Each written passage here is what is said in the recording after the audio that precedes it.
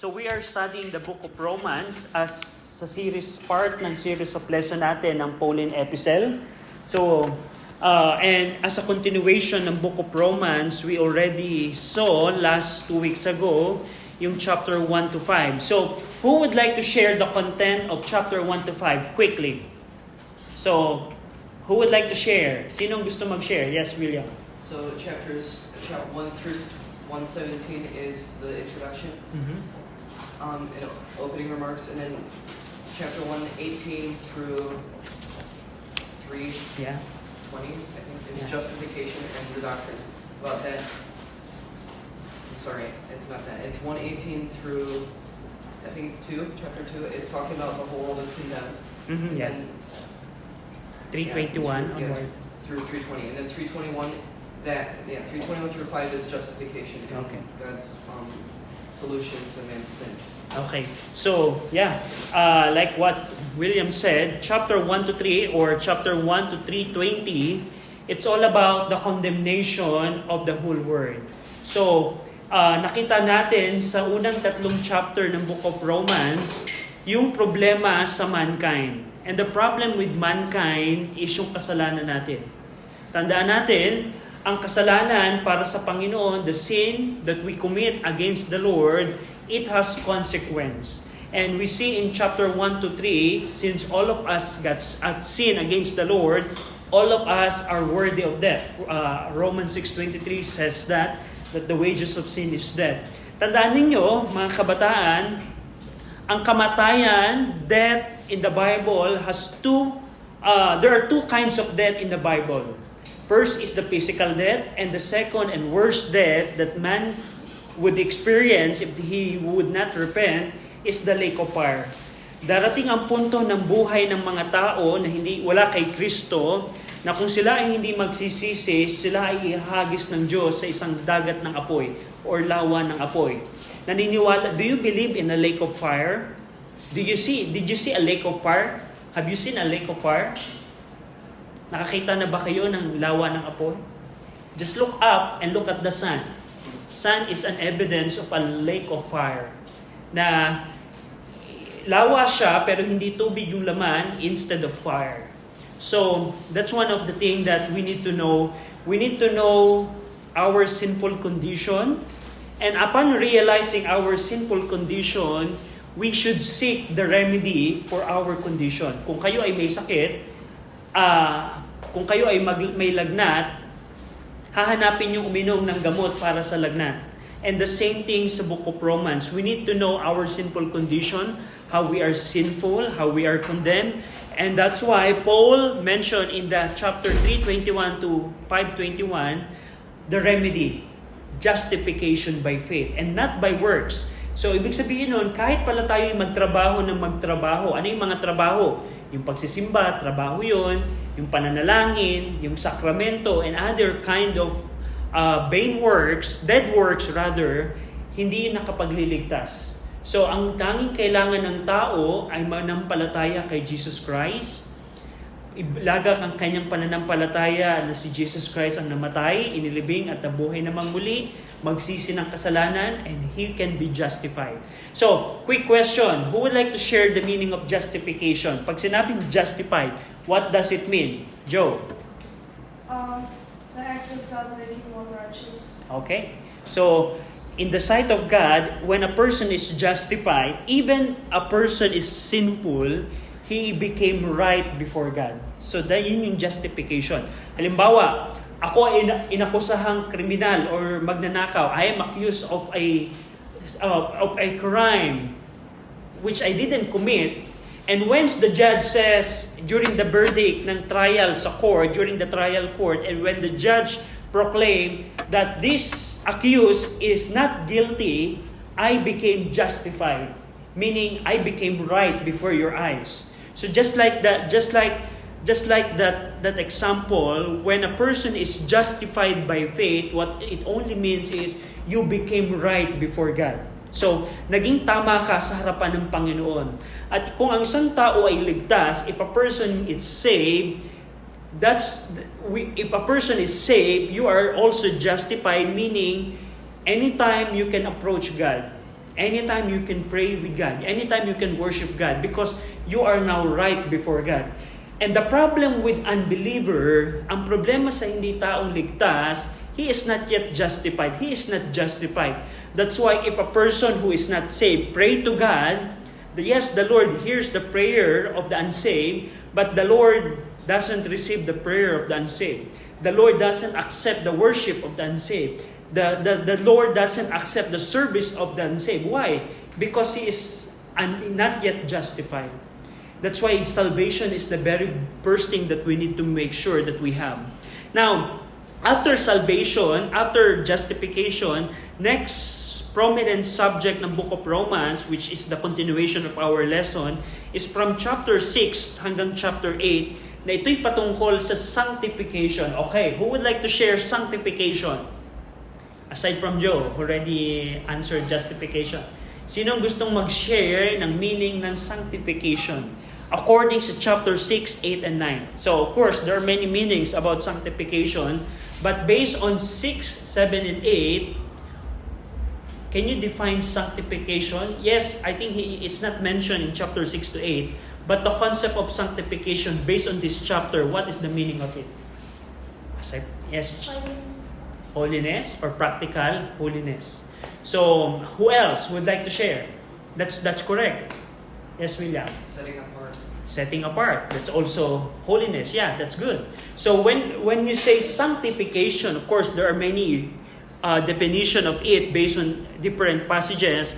But based on 6, 8, and 9, this is setting apart or become holy. When you say a thing is holy that is set apart, became holy. So here, sanctification is a crucial doctrine that applies to every believer. So probably our question is, after we justified by faith, ng previous chapter, what are the things that we need to do? And Paul answered that in chapter 6, 8, and 9. The sanctification. It is the process by which God makes a believer holy in 3 stages. Do you know that we have 3 sanctification that we receive or 3 redemption that we receive? That was discussed in chapter 6, 8, and 9. We're going to see that later on. But I want you to see chapter 6, verse 11 and 12. Here in chapter 6, Paul discussed how a believer, a person that is justified by faith, should walk in the newness of life. Go over in Romans chapter 6, verse 11, likewise to reckon ye also yourself to be dead indeed unto sin, but alive unto God through Jesus Christ our Lord. Let no sin therefore reign in your mortal bodies, that you should obey in the lust thereof. So here, probably the question is, after we got saved, what we need to do? First is, we need to walk in the newness of life. We need to consider that we are already dead from our sin, meaning in practical application, we should not commit those kind of sins anymore. We should not commit those kind anymore. And we should consider that our body is already dead on those sins. And we need to walk in the newness of life, a different kind of life. Now, yes, of course, Paul was commanding, in chapter 6, Paul was really commanding that we need to walk in the newness of life.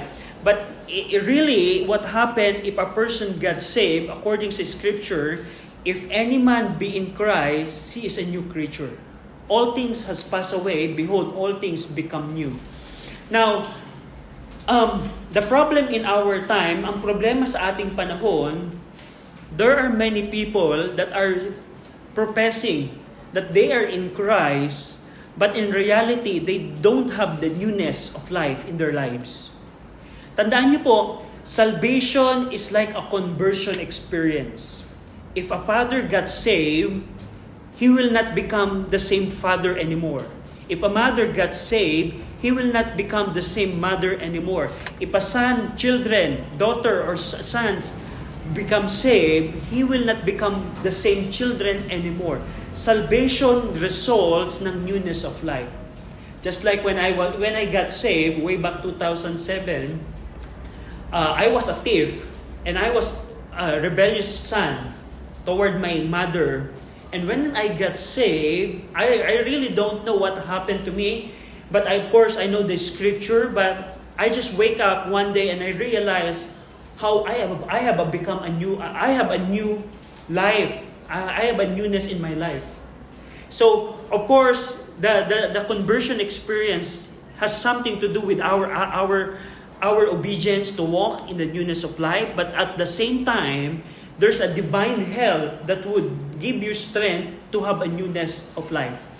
So, the problem in our time, ang problema sa ating panahon, a person profess that he is a Christian, that he is saved, but if you examine his life, he doesn't have a newness of life. So that's the question we need to answer. Yes, I commit, I profess that I'm saved. I was saved at this time, year ganto, this time. But the question is, do you see the newness of life in your life? Do you have a newness of life? Because the thing here is, if a person gets saved, justified by faith, the Holy Spirit would help that person to have a newness of life. And it's something that you can see to every believer. Because Paul said in 2 Corinthians 5:17, if any man be in Christ, he's a new creature. All things has passed away, behold, meaning the things that change to that person, it's something that you can behold. You can see outwardly through their action. And behold, all things have become new. So that's the newness of life. And now in chapter 7, we see here the deliverance from the law. And Paul used this chapter to discuss the struggle of the believers. Even we are already justified, if a person already justified, there is a struggle with sin. So dito, pinakita ni Pablo in chapter 7, yes, meron tayong newness of life. If you are saved, you have the newness of life, but it doesn't mean that you will not struggle with sin anymore. So even a believer is saved, a person is saved, he would struggle with sin also, just like what Paul said here. In Romans 7:21, tingnan nyo sa inyong Bible, Romans 7:21, I find then a law that when I would do good, evil is present with me. For I delight in the law of God after the inward man. But I see another law in my members, warring against the law of my mind, and bringing me into captivity to the law of sin which is in my member. O wretched man that I am, who shall deliver me from the body of this death? So Paul was saying here, contextually, Paul was saying here, there are things that I need to do, but I don't do that. And there are things that I should not do, but I do those things. So Paul was struggling with sin. Dumating ba kayo sa punto na nag-struggle din sa kasalanan? Even you see the newness of life in your life, if you know that you are saved, but the reality is meron tayong labanang spiritual. Not all the time we do the things of the Lord. Even Apostle Paul, not all the time he does the things of the Lord. But the thing here is, where can we find victory? Paul said in verse 25, I thank God through Jesus Christ our Lord.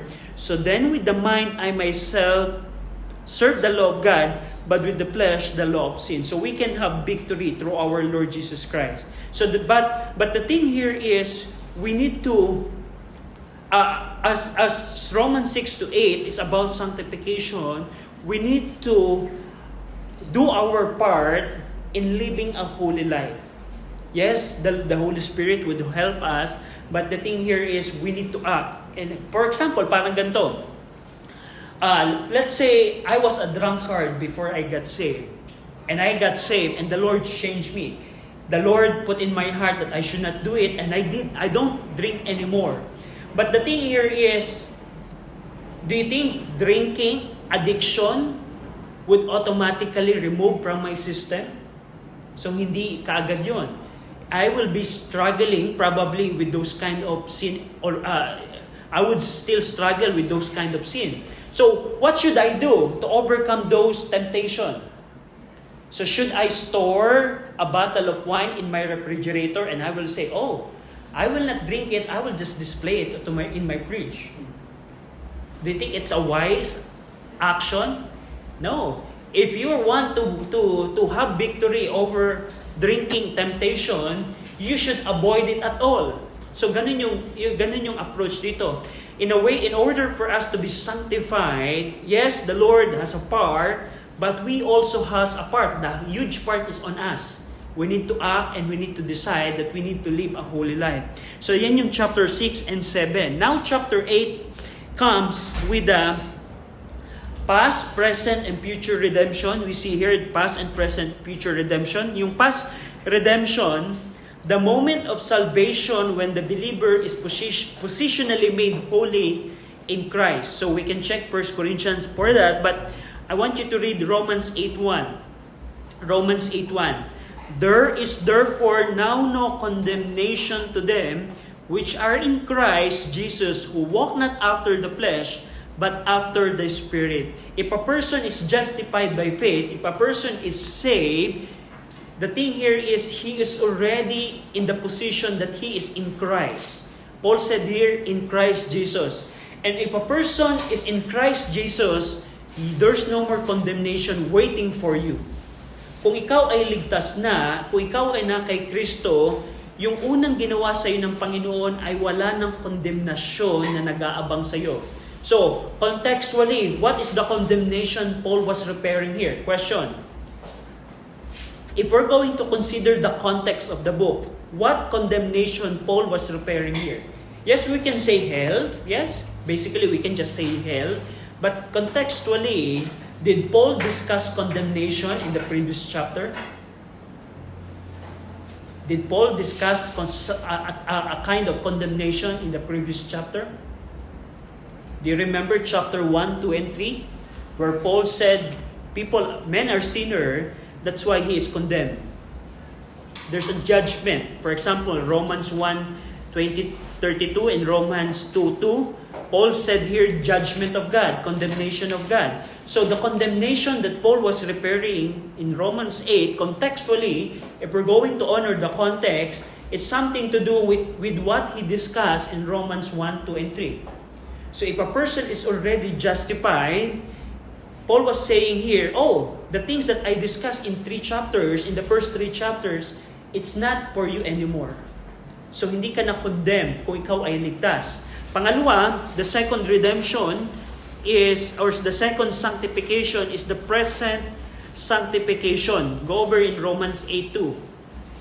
For the law of the Spirit of life is in Christ Jesus had made me free from the law of sin and death. So, in the previous chapter 7, Paul was saying the conflict that he struggled within himself, na gusto niyang gawin ang mga bagay na dapat niyang gawin, pero hindi niya ginagawa, pero yung ginagawa niya ay yung mga bagay na hindi niya dapat gawin. Merong struggle. Pero Paul said in Romans 8:2, the law of the Spirit of life had made me free from the law of sin and death. So, ibig sabihin dito, when a person got saved, the Holy Spirit indwells the believer.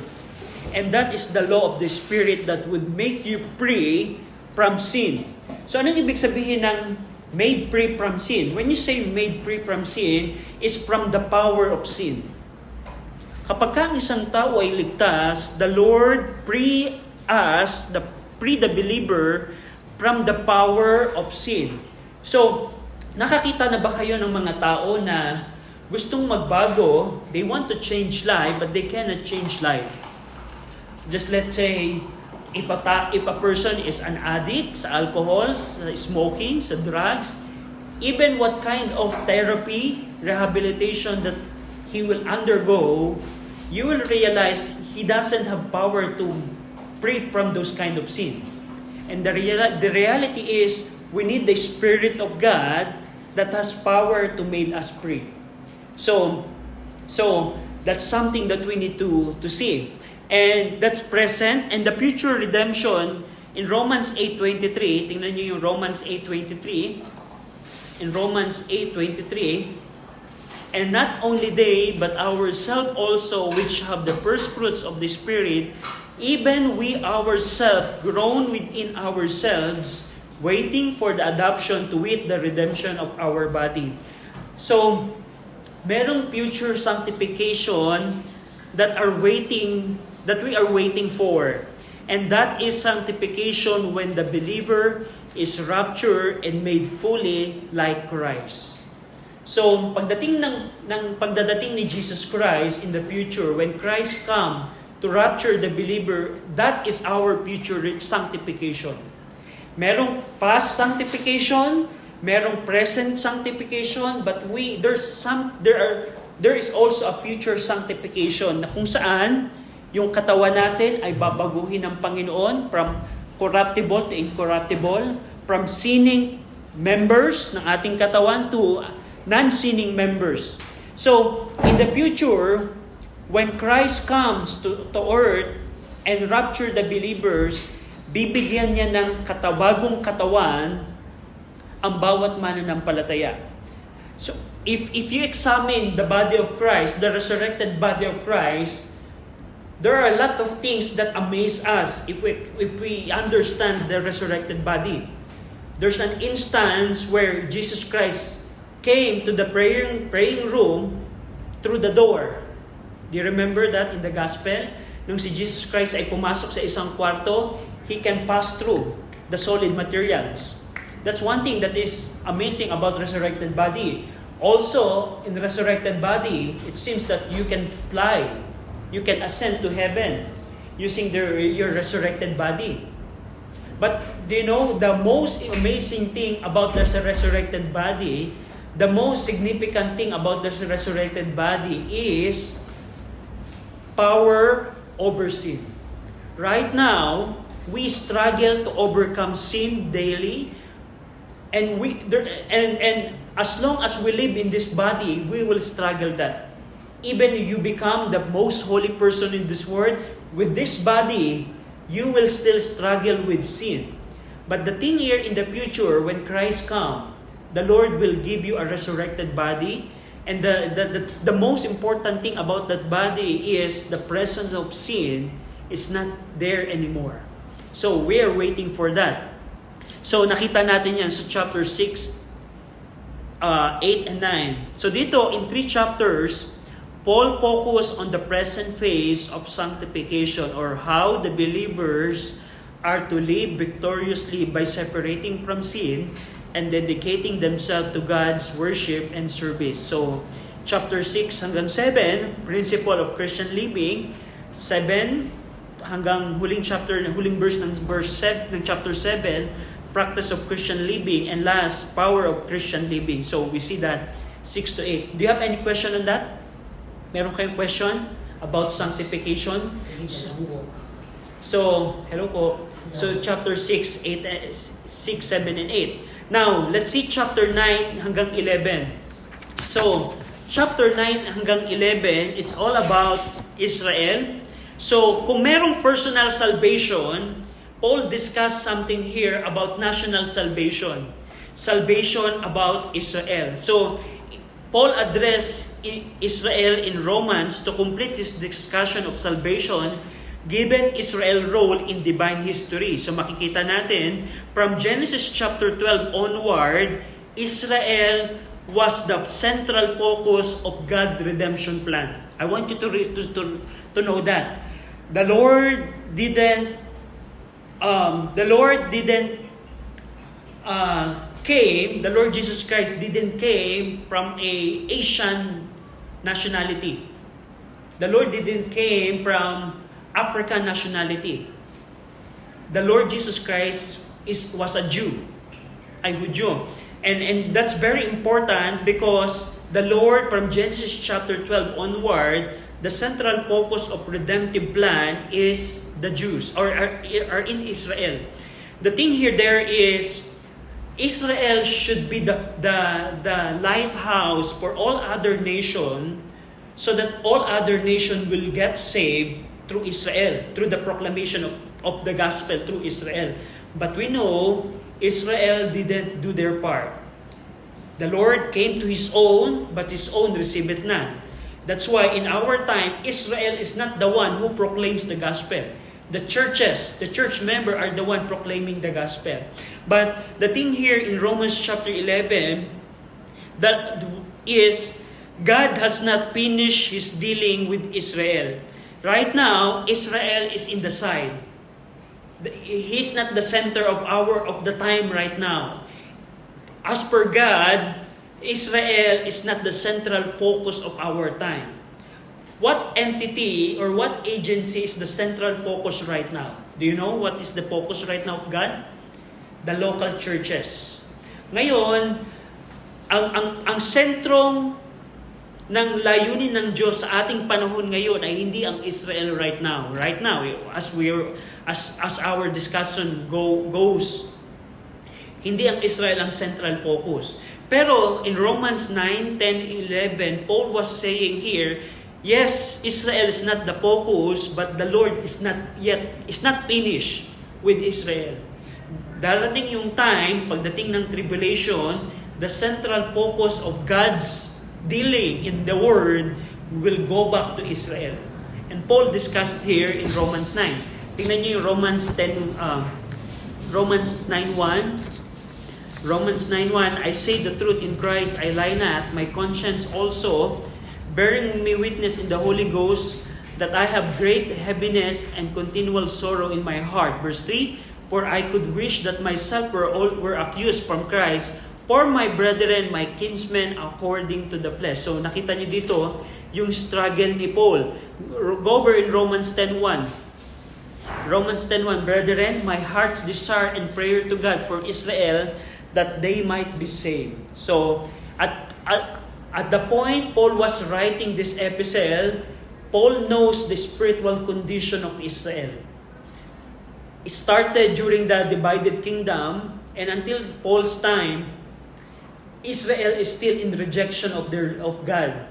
And until now, the Israel condition is the same. So that's why Paul was saying here, I hope Israel will get saved. I hope Israel will come back to the Lord. So, but here, in Romans 10, go over in Romans 11:25.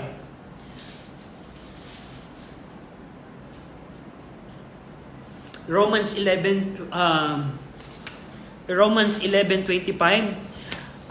For I would not, brethren, referring to sa mga church members sa Rome churches, that ye should be ignorant of this mystery, lest you should be wise in your own conceit, that blindness in part is happened to Israel until the fullness of the Gentiles be come in. And so Israel shall be saved. As it is written, there shall come out of Zion the deliverer, and shall turn away ungodliness from Jacob. So nakita niyo dito, kung paano binigay ni Paul yung timeline ng Israel. Right now, Israel is blind. Alam nyo ba, the most prestige LGBTQ parade happens in Israel right now.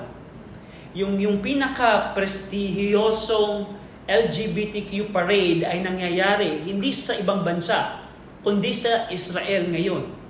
Ganun, napakamakasalanan at bulag ang Israel right now. That's how sinful and corrupt and ignorant and blind Israel right now.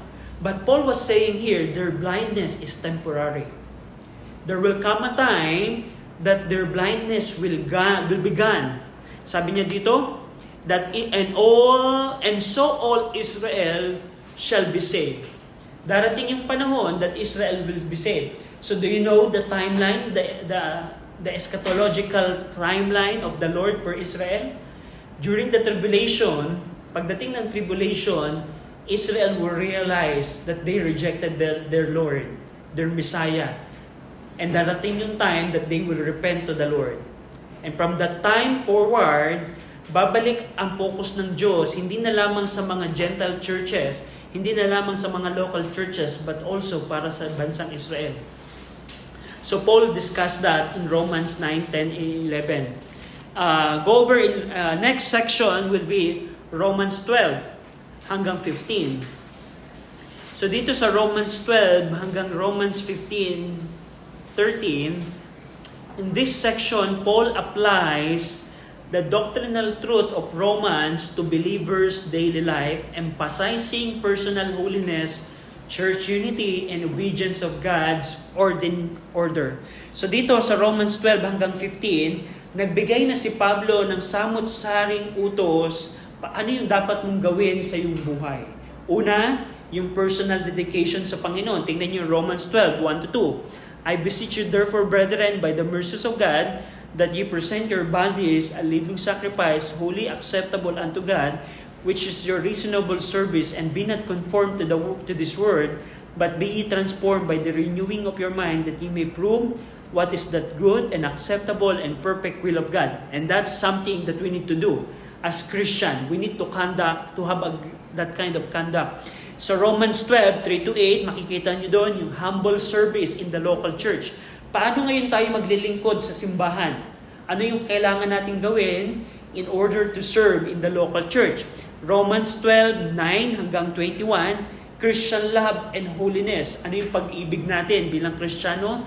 Ano yung kabanalan natin bilang Kristiyano? Romans 13, 1-7, it's about what is our attitude toward our government. So, this is something that we need to know, that even our government is antichrist, even our government doesn't want to follow God, we have a mandate to submit ourselves to the government. As long as the government mandate is not against the Word of God, we need to follow the government. So for example, if the government says, no jaywalking, do we need to follow that? If the government said, you need to pay your tax, do we need to follow that? Yes, we need to follow that. What if the government says, don't go to church, do we need to follow that? We don't need to follow that. So as long as the government is not hindering us in obeying the Bible, we need to submit to the government. And Paul discussed that in Romans 13, obedience to government. Romans 13, 8-14, about love as the fulfillment of the law. So pag-ibig, upang matupad natin ang batas, we need to love one another. And last part ng section na ito is about Christian liberty. So yung Christian liberty dito na tinutukoy is about specifically about keeping holidays and eating meats. So right now, walang batas ang Panginoon about bawal kainin ito lang ang dapat kainin. So there's no dietary law right now. There's no dietary law right now. So Paul was saying here, if a believer wants to keep this dietary law, he is allowed to do that. If a person doesn't want to follow any dietary law, it's fine with him. We should not judge each other based on their conduct on considering some dietary law and keeping holidays. So that's it in Romans 14 hanggang 15. And last section ng Book of Romans dito, from chapter 15:14 hanggang 16:27, yung closing part ng Book of Romans, nag-share dito si Paul ng kanyang mga priorities, ng kanyang travel plans, ng kanyang personal greeting. And dito, ni-reinforce ni Paul yung themes of mission. Gaano ka-importante yung mission, gaano ka-important yung church unity and perseverance in faith. So we see that in chapter 15 hanggang 16. So that's it. Do you have any question about the book of Romans? Do you have? Yes, Brother William. It says in Romans 15, Mm-hmm. it says, I can't remember the verse, but it said that Paul's desire was that the Holy Spirit would sanctify the Gentiles' offering. Mm-hmm. Let's see. 15, I'll have a concordance here. What's the key word? sanctify. Gentiles. It's chapter 15. Romans 15. 15, 16. Okay. That I should be the minister of Jesus Christ to the Gentiles, ministering the gospel of God, that the offering up of the Gentiles might be acceptable, being sanctified by the Holy Ghost. And I came across that when I looked for sanctification. Mm-hmm. It's What does that mean? So first thing is the offering here is not about animal sacrifice, because we know from the scripture that Gentiles don't follow that offering. So we cannot apply that. And let's see here.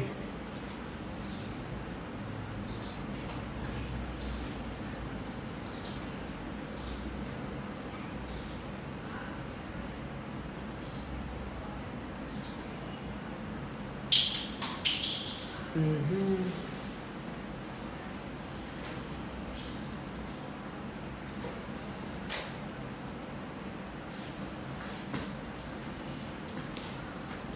Is it about salvation?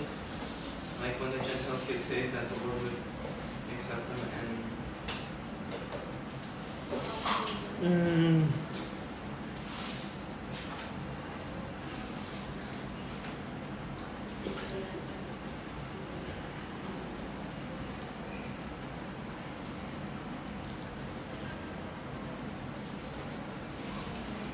I'll come back to you to be sure. But one thing I'm sure of is it's not the literal offering. One thing we can also say, if we consider the book of Hebrews, Paul was saying that right now we have offering of praise and singing to the Lord. We can apply that here. But I would just want to examine the chapter itself to see what's the contextual meaning of it.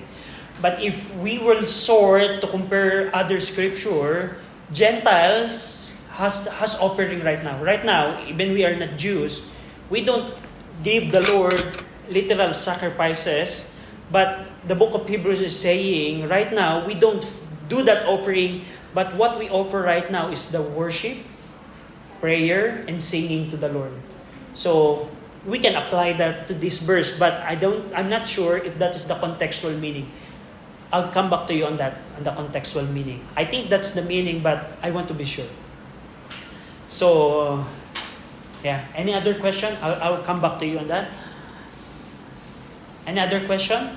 So sa book of Romans, as we conclude, so I just want to challenge you with one thing, is we need to know if we are justified by faith. So, justification is not... Now, if you ask me right now, kung tatanungin niyo ako right now, how do I know that I'm justified right now? The thing here is, when I pray to the Lord, I know that the Lord accepts my prayer without any doubt. I have a right, I have a standing, I have a position right now that I can go to God anytime.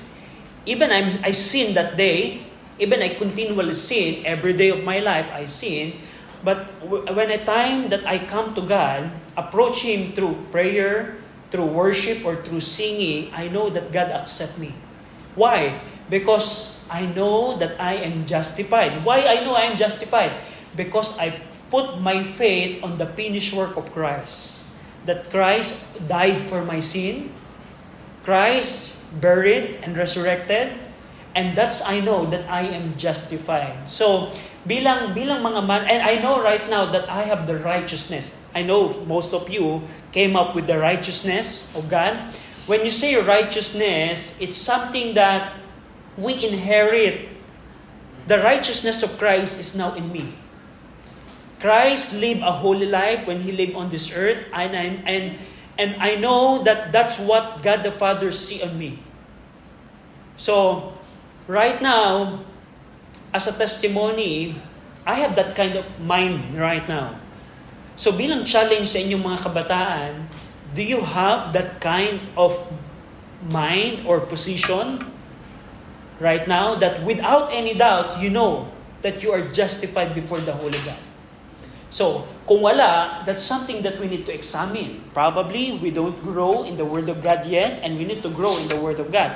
Or probably, we haven't experienced putting our faith on our Lord Jesus Christ. And that's something we need to do.